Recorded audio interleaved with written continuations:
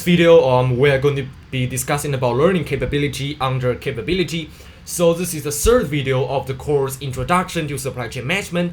So in the last video, I went through management capability in relative to controllability and flexibility as how effective and how responsive are the business when they go through all the processes during supply chain management.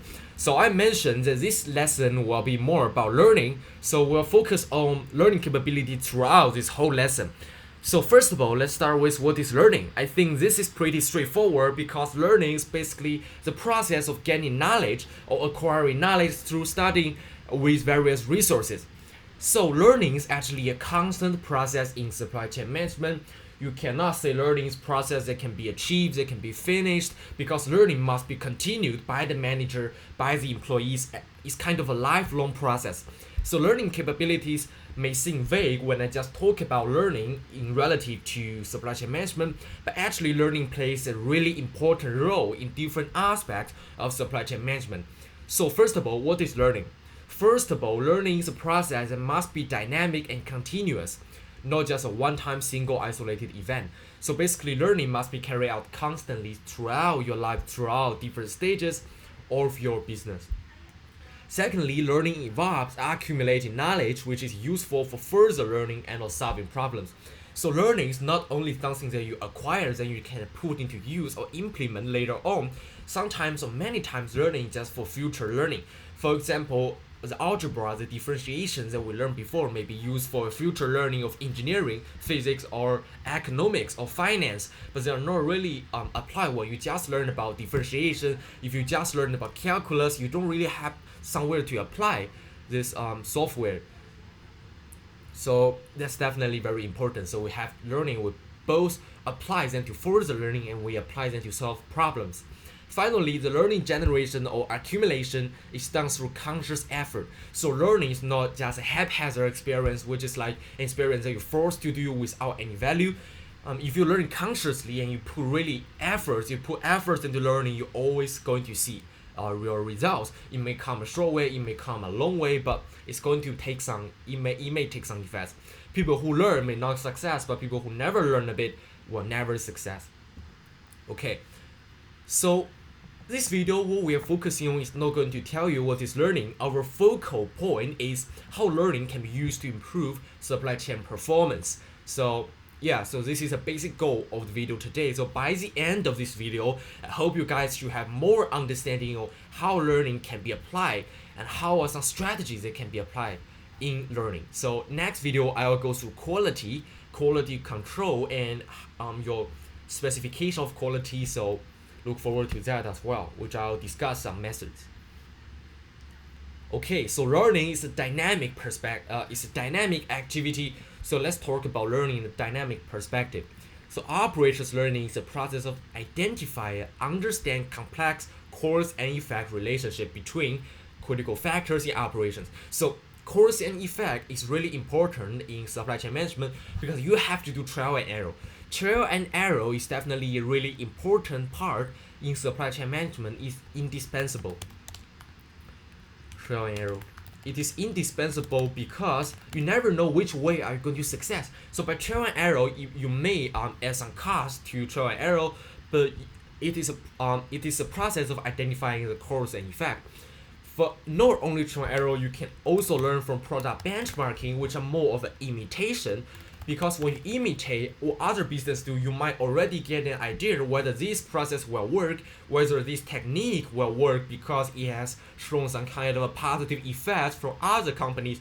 But then if other companies have not implemented some certain technologies that you are really sure, you are so sure that you can success, you have to do trial and error. For example, if there's some issue with your ICT system, you have to do a trial and error on whether this will work or not, whether this is accurate or not. So you have to do kind of a trial and error. This is really important. And in this process, you're understanding the cause and effect in terms of what causes this, and after that, what are some effects. So cause and effect is definitely really important between our critical factors in our operations. And secondly, what we're discussing is operations learning is a part of the process of generating knowledge based on this understanding. So from trial and error, from this benchmarking, from this kind of processes, you are generating some knowledge, so you can avoid mistakes in the long run. And maybe from this, you can apply a lifelong system. For example, if you find ICT system A doesn't work, you might consider ICT system 2, it may work, and you can then implement this for a long run, maybe 5 years, 10 years. So you can implement a new system for a long time maybe. So then we have to apply knowledge to solve problems in operations to enhance the operations performance. Because once we understand the cause and effect and we obtain some knowledge based on that, we're able to apply them to solve some issues. Maybe speed, maybe issues can include speed of production, maybe effectiveness, maybe issues like accuracy, maybe automation, something like that. So after we study cause and effect, we actually can apply them to solve problems. What are some issues that we can solve with this knowledge we gain from our experimentation? Then we gather and analyze all kinds of problem solving, whether it works. Is it the optimal way to solve the problem? Is there any better method? What are some pros and cons? Basically, what are some advantages and disadvantages? Whether the advantages outcome the disadvantages and I will still keep this process, or no. The disadvantages outweigh the advantages, so I have to change this process, so I cannot apply this in the long run. So this is something that you can do after you analyze the outcomes, the results of a problem solving work. Then you systemize the analysis result to further improve the capability to identify and understand the cause-effect relationship. So here you use more of a statistic and analytical skill. So now you may have to, as a manager, you might not be able to do both of this. You might have to employ some outside businesses. No, sorry. You might have to employ some expertise in the industry, experts in the business who are able to do statistical analysis, do those computational and analysis, who are equipped with analytical skills. So you have to systemize the results. So you see how does it work. It's not only about pros and cons, but it's about how maybe the percentage of success. So like, is it 70% success, is it 75%, is it 80%? So you have to decide whether after you systemize this result, you have to decide whether I implement this or I still have to work with my team to change, to shape a better system to implement in our supply chain management. So this is about some processes, 1, 2, 3, 4, 5 of operations learning.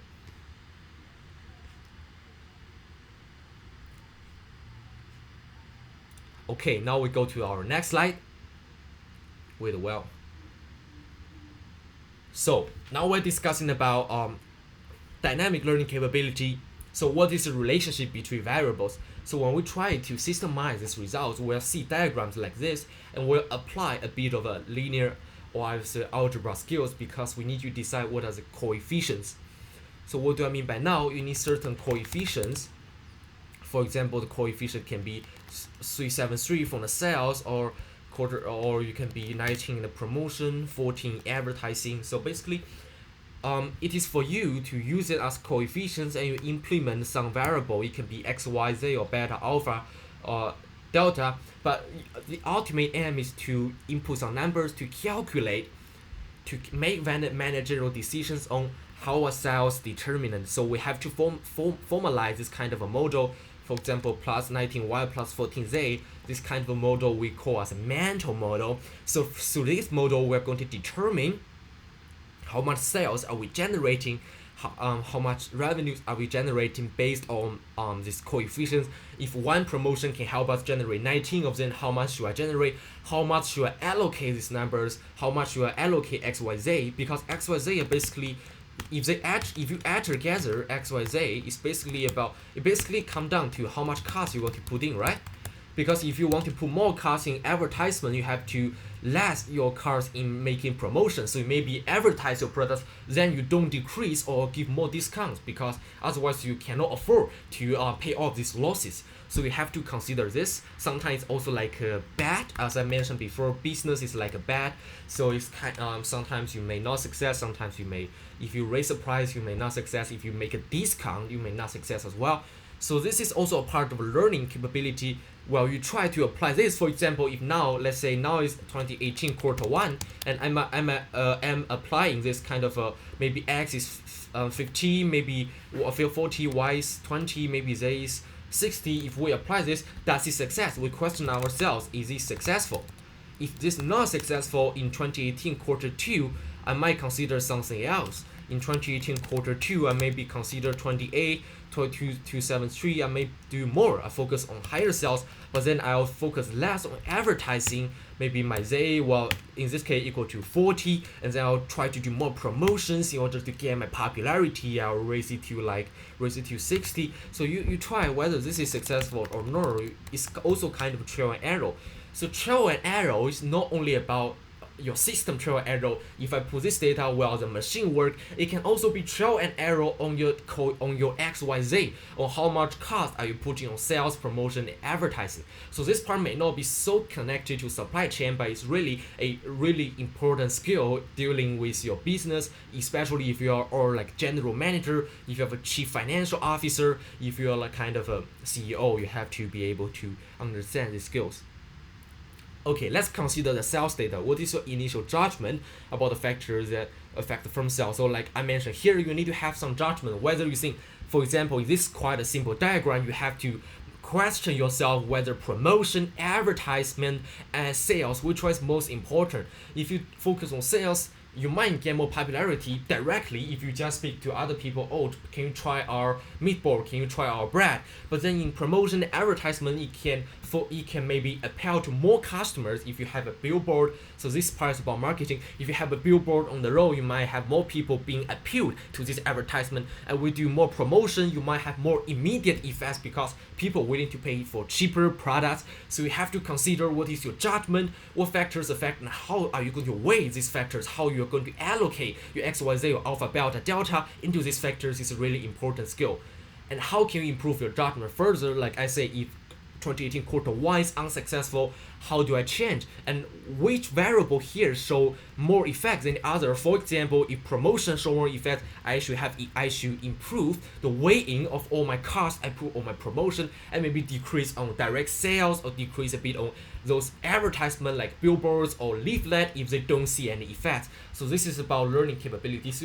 You see, you are constantly learning. Even as manager, maybe manager haven't completed a degree in university like Mark Zuckerberg and Bill Gates, but while they work in the companies, they're always experimenting. And after they experimenting, they learn from their mistakes. So in order to further improve their businesses.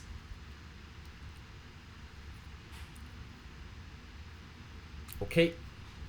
And next slide, this is an example of learning capabilities that I discussed just now. As you can see, this is an example.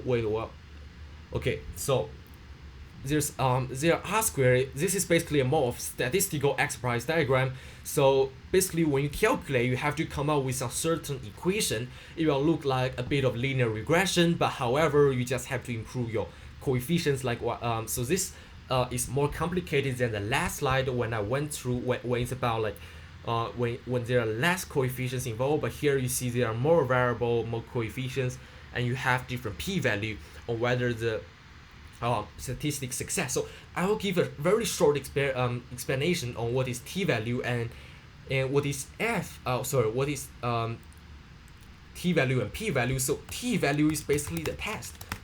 It is a value you want to put into a test. And S and P value is the significance. So how do I mean by this? So it's quite easy. So based on what you know from your science learning, so sometimes the hypothesis is not really correct.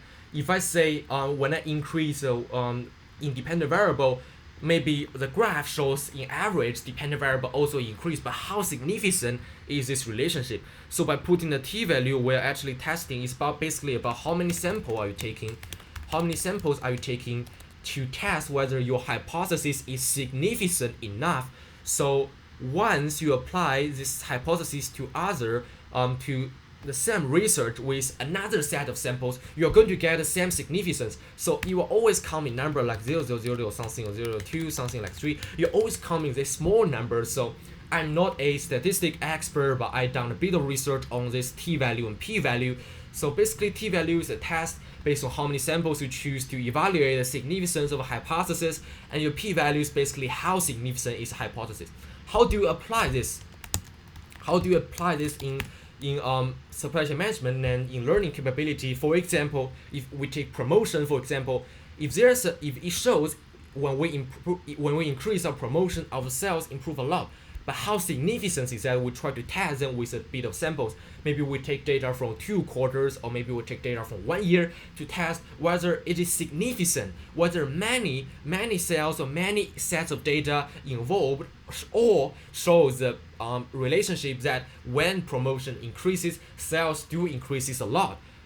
And maybe it's not significant. Maybe it is significant, maybe it's not. Maybe it's not significant. So this is a part of our method of learning. If we see that although promotion helps us to increase the sales, but it's not really significant, it only in average increase, but only it took effect in maybe quarter 1, in quarter 2, but in quarter 3 and 4, it's not really promotion which is driving the sales, maybe it's advertising is driving the sales. So then you may not continue to what I said before, you may not want to input more money into your promotion next year, because although it shows some effect, it doesn't really show it may not really work in the long run, because the effect was only taken from maybe 1 quarter, 2 quarter, but not in the long run. So this is something that you can consider.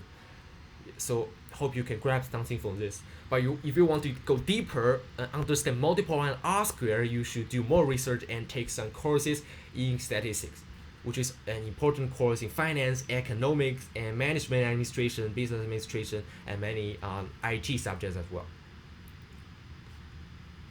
Okay, now we have many models. So now we also, why am I showing you 3 models right here? Is because the first model is really simple. I'm just taking some basic coefficients. In the second model, we are measuring the p-value. We're measuring more to see whether each of these coefficients is effective. Each of these variable is effective. If not effective, we'll try to make some changes. And from the second and third model, we're actually adding more value. We're having some confidence interval, we're having the F ratio, with some more complicated statistical measures to determine whether our combination of our equation is successful. Okay, now cause and effect analysis. What is about cause and effect analysis? It is really about how to improve the performance. So if we have little resources, let's see the diagram. If we have little resources at the start to invest in education and equipment, we have poor employee education, we have a poor moral ethics, we have a poor quality, we have low demand, little profit per performance. So we see there's a loop. This is a complete loop that shows that little resources to invest means there's little profit. So this means although you may have to spend more if you want to achieve better employee education, but then it actually may create more benefits in the long run, because if you invest really little into buying your equipment, or investing in your employees, training, your education, then you have like kind of a loop that's cycling forever with the result of a low profit and revenue. So this is a little diagram just to give you a logical idea, a logical structure of what is a cause and effect analysis. Now we have single loop versus double loop. So let's now consider an example to find out what do I mean by single loop and double loop learning. Let's annotate. So let's say I'm working for a greenhouse. So my goal is to manage the plants. So now my task, I'm an employee, the manager told me, hey, manage the temperature in 20 degrees Celsius. So because I want the plants to grow in a relatively low and humid temperature, I have to maintain the temperature at 20 degrees Celsius. But now the issue is this. Issue is temperature fluctuate. So now the temperature fluctuates. So what problem I have is it's not 20 degrees. It may go to 30 degrees. It may drop to 10 degrees. So now I have to fix the issue. But now what should I do? If I just want to achieve 20 degrees, what I do is turning on the boiler. I just have to turn on the boiler. So if it's, let's just say you went down to 10 degrees, and now my manager will be unhappy when he comes to check my work, and maybe I'll just use a boiler, I'll just open the boiler, open it, and then you'll basically heat the temperature up to 20 degrees. But even my goal is achieved, is this an effective approach? No, because we are not digging to the root cause. Now we have to do, we're only fixing the symptom. So the symptom is 20 degree fluctuate. So the temperature fluctuates in the symptom, and the consequences is degree drop to 10 degree.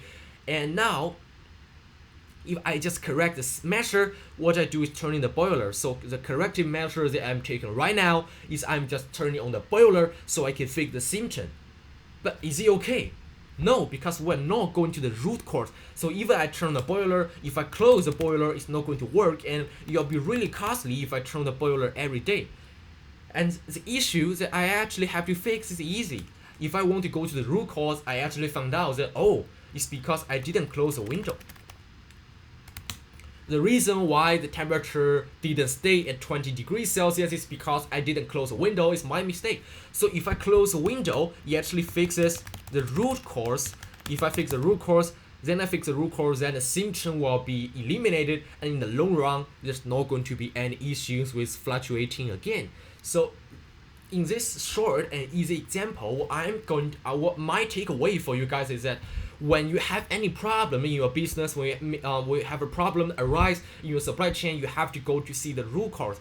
If your computer or the SIM card doesn't work, you should not only just maybe try and make the SIM card, replace the SIM card. Maybe the SIM card or your technologies are wrong. Maybe there's a new version. Maybe your SIM card or have a lagging issue or have some kind of a quality defect, then you have to go to fix all your SIM cards in order for this problem not to occur in the long run, maybe 3 months, 6 months, so you have more, so you won't make any more regrettable and costly mistakes as you go. So this is about single loop and double loop learning, and the single loop learning basically refers to this part when I open the boiler, because single loop learning means I'm just going to correct the symptom, while the double loop learning means I'm going to find out the root causes. But does that mean single loop is always worse than double loop is always better than single loop? No, because it really depends. In the last example on the greenhouse, definitely double loop is a way to go, but it's not working in all circumstances. Sometimes double loop is unnecessary and it actually causes you a lot of time and money, especially when the problem you are fixing is not going to use in the long run. If it's just for one day, like your computer didn't work fast in one day, yeah, you just download the software and fix it. You don't have to do like a root check when you check your motherboard, you check your hardware storage, you check your SSD, your magnetic storage, you check your CPU. You don't have to make checks if it's only a short time requirement to use this computer. So I hope you get what I say just now. So it is basically a comparison I want you to know and understand about single and double loop learning. Okay, so this is the first section of lecture 3 on learning capability, and we will continue on learning capability in the second video. So this third lecture is actually broken down into 2 different parts. Okay, thank you for listening.